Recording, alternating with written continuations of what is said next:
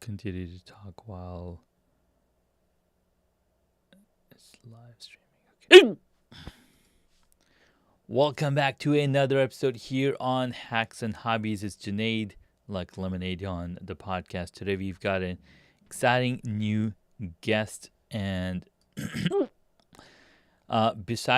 before I get into that, I'm gonna have a lot of hiccups, so bear with me. Hopefully, I can repeat myself, and we can edit it out after the fact. After the fact. Ever wonder how military discipline can drive business innovation? Now, today's guest merges the best of both worlds. Discover the secrets behind turning strategic insight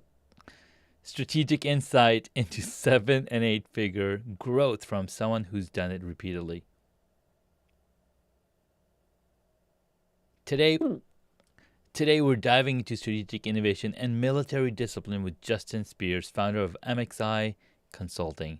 With a background in both government and commercial sectors, Justin has helped numerous organizations achieve significant growth. He holds an master's, what's an MA?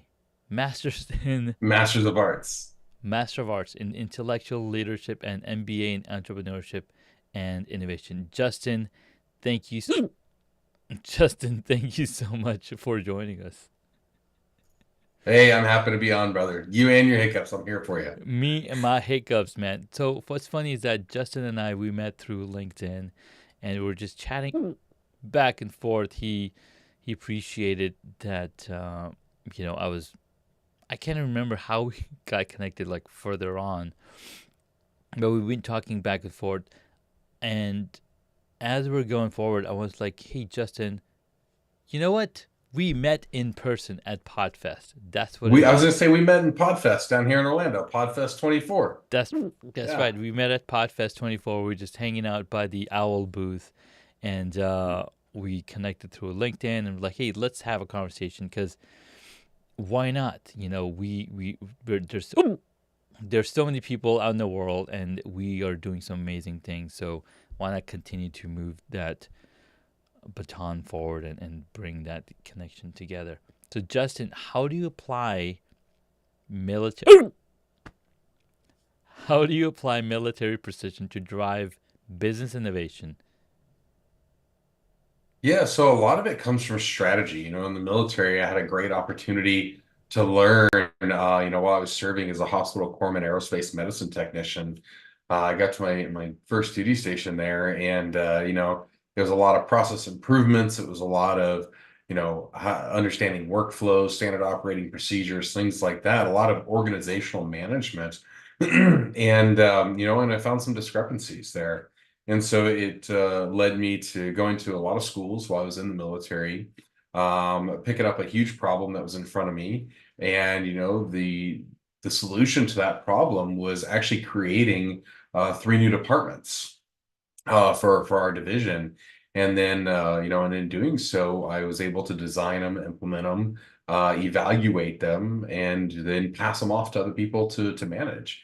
And so in doing that, as a founder, both in the military and since getting out, I've done that time and time again, is how do we build roadmaps? How do we build strategic roadmaps to growing businesses? Well, that comes from, certain touch points, certain milestones, certain pieces of the puzzle along the roadmap. And so I've spent a number of years now, almost 14 years, working in strategy, having opportunities across organizations and businesses, things like that.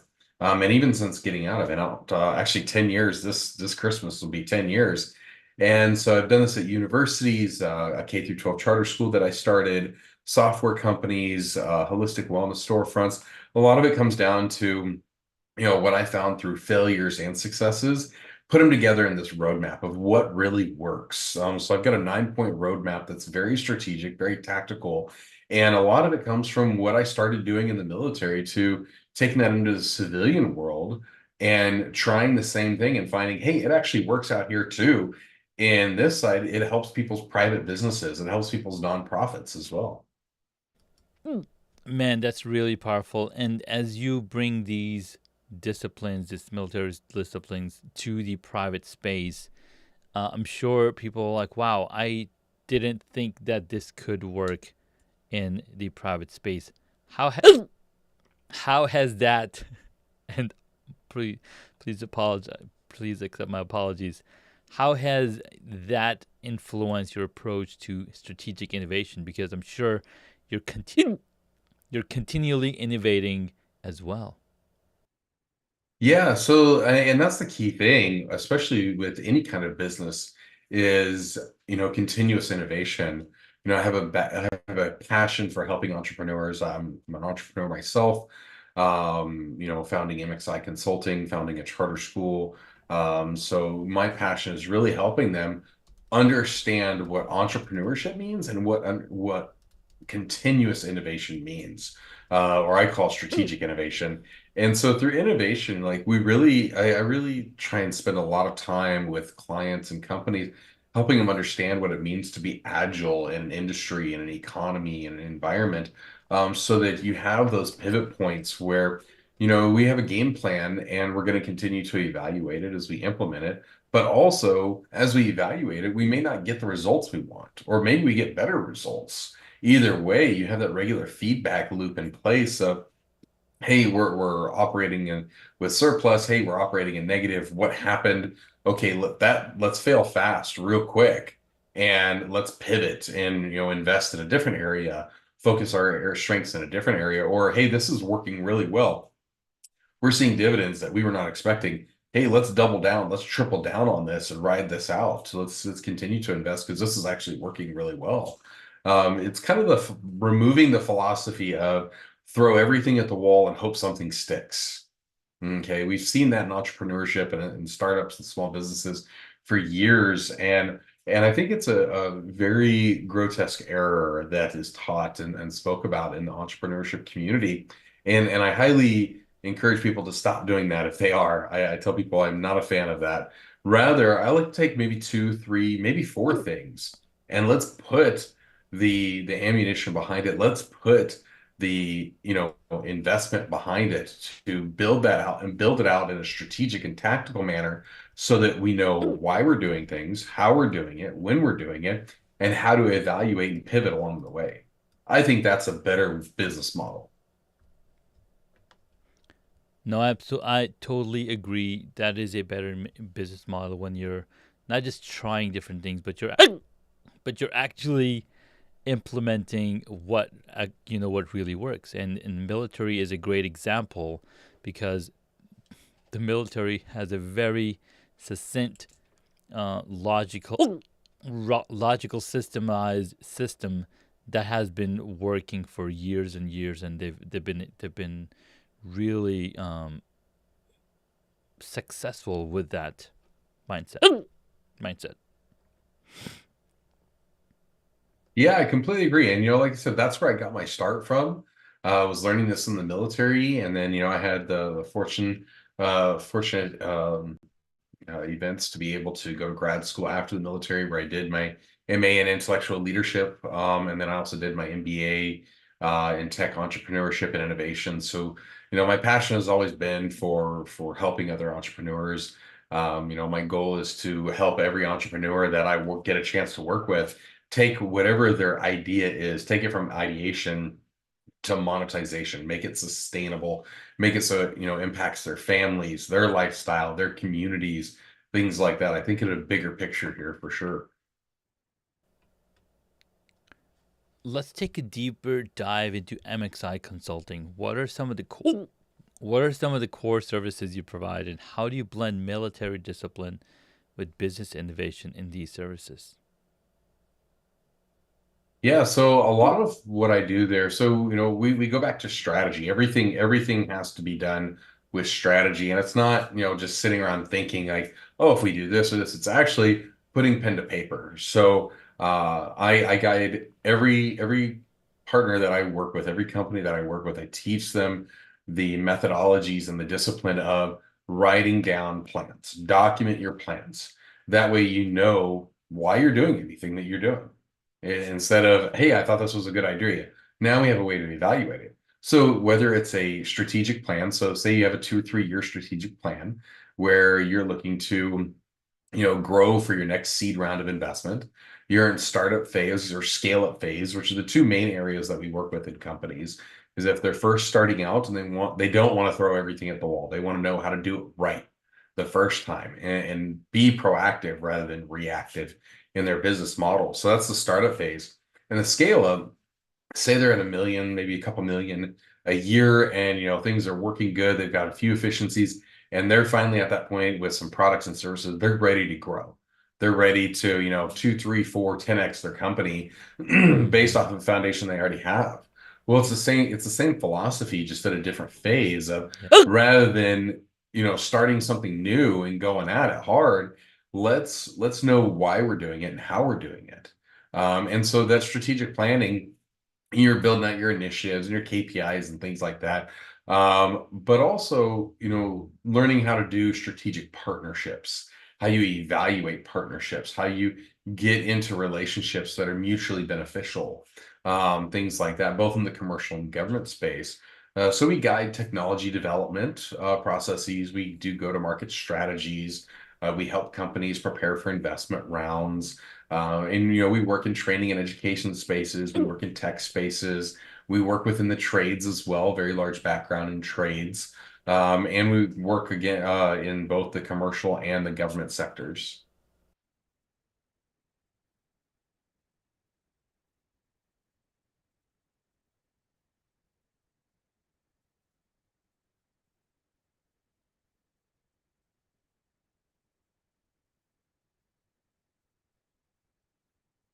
Junaid, are you on mute there, sir? Of course, I'm on mute because I'm hiccuping here and I forgot to unmute myself. Now, are these strategies that you're talking about, are these strategies transferable, or these strategies customized to the different companies or different markets that they might be implemented in? Yeah, great question. They're fully customizable. At MXI, we say that we unlock your business's successes with customized solutions to drive growth and profitability. So everything that we do, we may have a template, we may have a roadmap, that those are the higher level or even the tasks involved in the strategy, but everything has to be customized to your industry, your region, your market, your customer base, and even your products and offerings. A tech company in Dubai is different than a tech company here in the United States. The Mm-hmm. economies are different, the region is different, import export is substantially different. And a tech company is not just a tech company. We have hardware, we have software, we have training and simulation, we have video games, very different. No, that makes so much sense. Now, as you've helped these organizations achieve these 7, 8 figure growth, can you share some success story that highlight the impact of your approach? Yeah, absolutely. So one of the organizations I worked with early on after I got out of the military was I worked with Simpson University back in Northern California. Did a restructure of the organization to implement a new department there. And the introduction to this new department actually kind of shook things up really good. We restructured the entire workflow of first touch point all the way to alum services. So every single department we injected these new services into, and we built a new department as well to manage all of this for both the students and staff. So that was a lot of training that we had to implement in the school. That was new processes, new systems we had to implement and integrate into their CRMs, into their initial processes as well, to manage that life cycle for all students and staff members and partnerships as well. So that led to some very substantial growth. We had a 400% uh, targeted student population. So we were working with the veteran student body at that time, and we had a 400% increase over 18 months, and actually led to the number 11 rated Christian school in the nation for vets. Second year of having the program at that university. Um, there was a K through 12 charter school back in Northern California called Phoenix Charter Academy that I'm very honored to be one of the founders of. Worked Nice. very hard to build that school. We launched with just under 500 students, and they are breaking ground. Actually, I was just there this last week in Northern California visiting some family, and I drove by the old school and saw they're actually breaking ground on their new property on a bond program that Nice. we had initiated. So they're growing, they're doing very well. Worked with another company. It was a tech company called Microhealth, expanded them Oh. from DC into Orlando, Florida, Mm. focusing on a big tech expansion into software or into simulation technology from software. And that was a very sizable Oh. expansion into government contracting Excuse me. for technology simulation within the Department of Defense government space. Man, I'm so glad that we're using an application that has two different audio tracks. We can easily, you know, mute my hiccups and whatnot in post editing, but people watching the live stream probably get a lot of laugh out of this. Now, your expertise We're just spans. having a good time, We're Janae. just having a good time, man. Talking about technology, talking about growth, and talking about um, taking these strategies to reality, right? And your expertise is spanning various industries because not only are you working with companies in different parts of the world, but within the different sectors as well, you know, and how your strategies are being tailored to specific needs for different sectors. Now, you emphasize the importance of company culture in achieving business success. Can you elaborate on how you foster a culture of discipline and innovation within organizations? Absolutely. So the discipline part really is a top-down infrastructure model of teaching executives and founders to be disciplined early on, not to be rigorous, not to be rigid, but to be disciplined within themselves, within ourselves, of how we do things and why. There's a philosophy, there's a strategy behind what we do, and so the company culture is a it's a solution driven product of what we implement. So creating collaboration. So if our companies, our employees see us collaborating with partners, seeing us collaborate with team members and strategic partners while still evaluating strategic partners. So that's something that's very unique that I actually haven't seen anybody else do is I do a quarterly evaluation of all strategic partners, just like I would an employee, a Mm, performance review. And so if it's a good fit for both of us, we're continuing to monetize the relationship, then that's great. If not, let's reevaluate and figure out a way to pivot. And so if we are modeling that with any extrinsic relationships to the company, then internally you're going to start seeing that as employee ownership starts being inspired. We're going to see it spike. I tell people all the time that I created this concept years ago called employee equity. So I build employee equity models for companies to teach their executives what is intrinsic to the company. What resources do we have? Not just, oh, this is a software engineer. Okay, this is a carpenter. This is a concrete layer. Like, that's great. That's what they're hired to do. But what do they like to do? What can they do? yeah. And you'd be surprised. I worked with a company where they needed to build a sound booth, and just so happened to be one of their people knew how to build sound booths because he Nice. used to have a sound booth.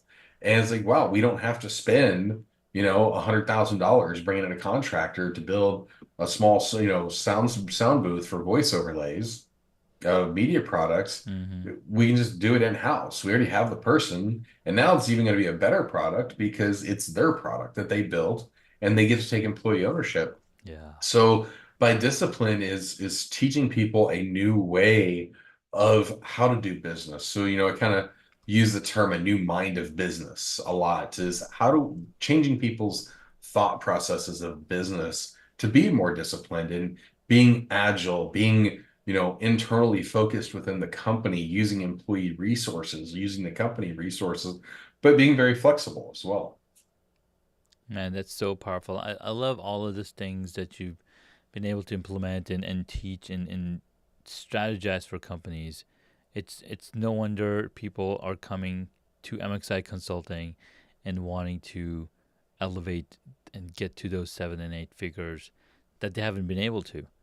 Let's take a quick break, and as we come back, you'll share 3 hacks on how to approach business transformation and that listeners can implement to drive innovation and efficiency in their own businesses. Sounds great. I like it. Awesome. Hey guys, we've been having a lot of fun here talking on the podcast, and I think my hiccups have subsided. Now, if if you've been listening to the podcast for a while, you know my passion is around all things discovering and all things videography. And what's even better is through this expertise and through this passion, I've been able to help hundreds and hundreds of people set up their studios. So much so, I've had so many questions, and I was like, it's now time. So, coming June 4th, 2024, there's a new book coming on the block that I've been working on for the past few months, all around the 7 stages of home studio evolution. It's a book that's going to talk you through all the different stages and all the recommended gear. So, all the things, all the questions that you have about gear, about lighting, it's all going to be in this book. And I cannot wait to share and serve you through this book. So, thank you so much for listening. Back to the episode.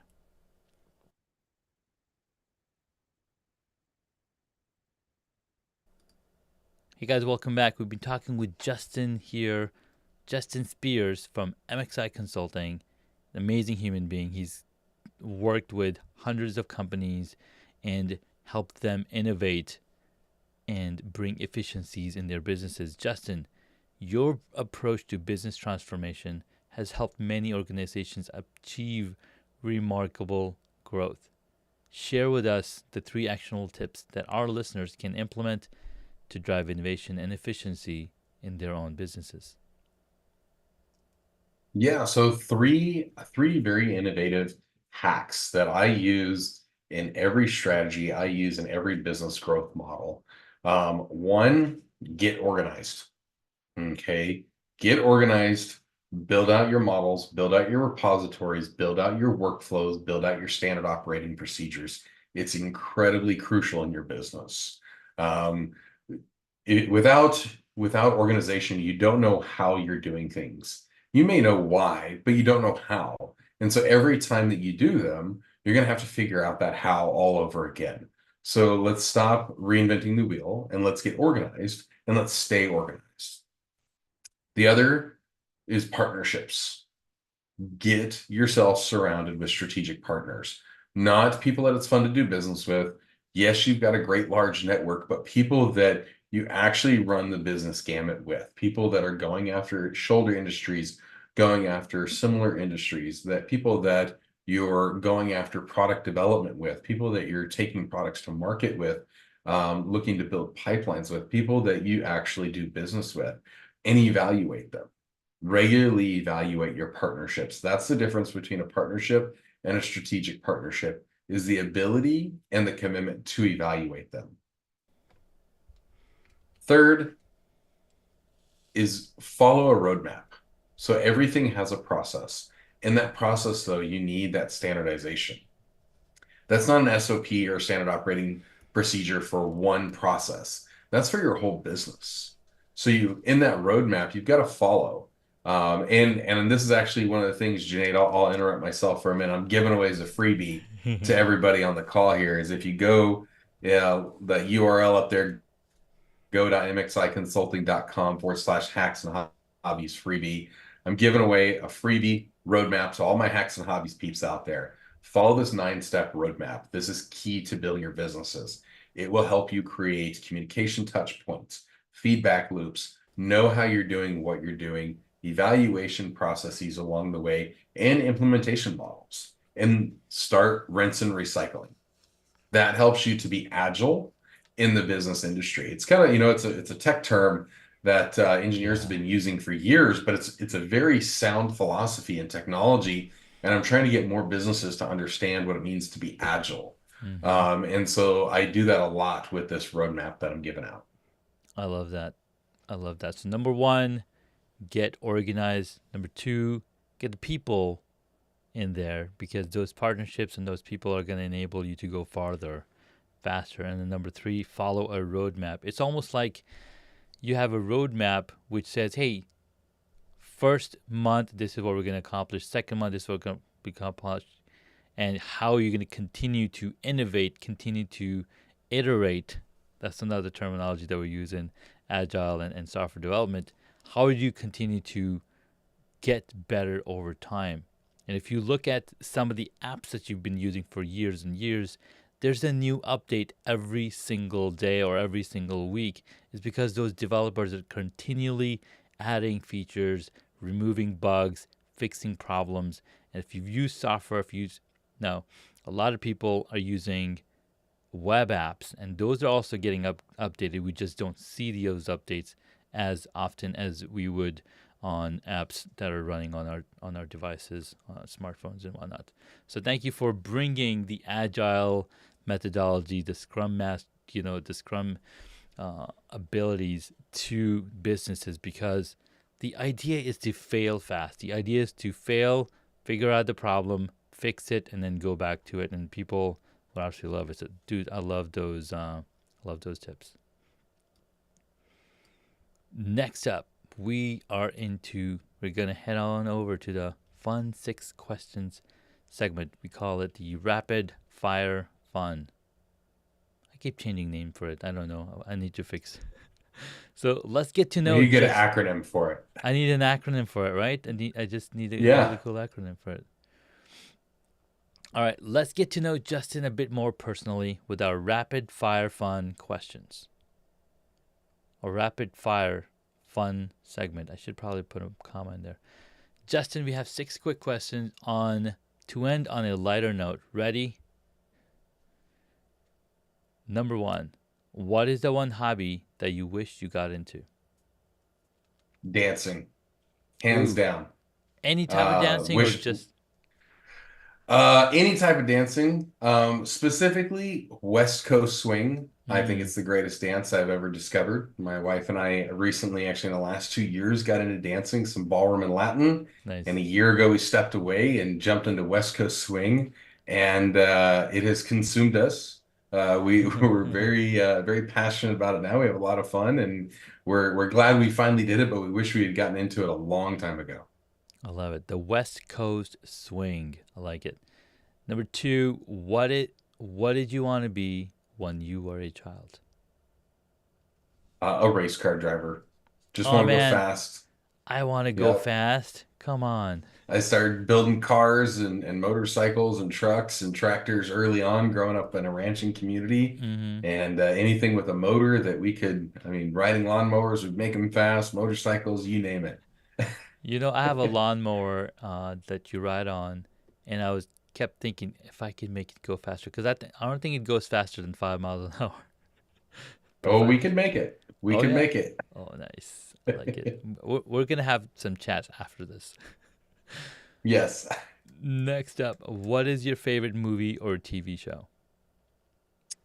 I'm gonna go with TV show. I am The Office all the way, The hands Office. down. Oh my I've seen god, it probably 14 times through.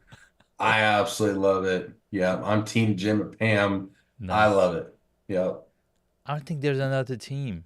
Are there other teams in there? Yeah, there are. We just don't mention them because they're not as good.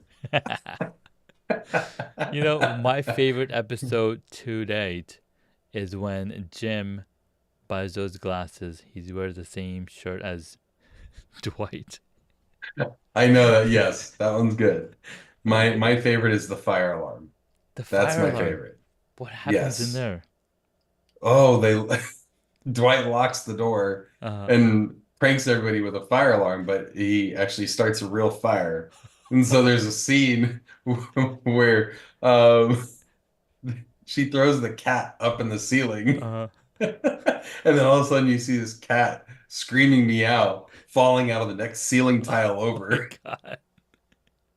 I'm It's my gonna favorite episode ever. Yeah. I'm gonna have to go watch that. Dwight is such a character. I have seen him in other shows. I don't know if you've seen Hmm. any other shows. He was in. Was he in Gallup? No, he was on. He was a detective on another show that I can't remember. I think they did like 6 episodes. All right, next up, and then Jim. Oh my God, Jim went to become Reacher, right? Was he Jack Reacher? Yeah. Yeah.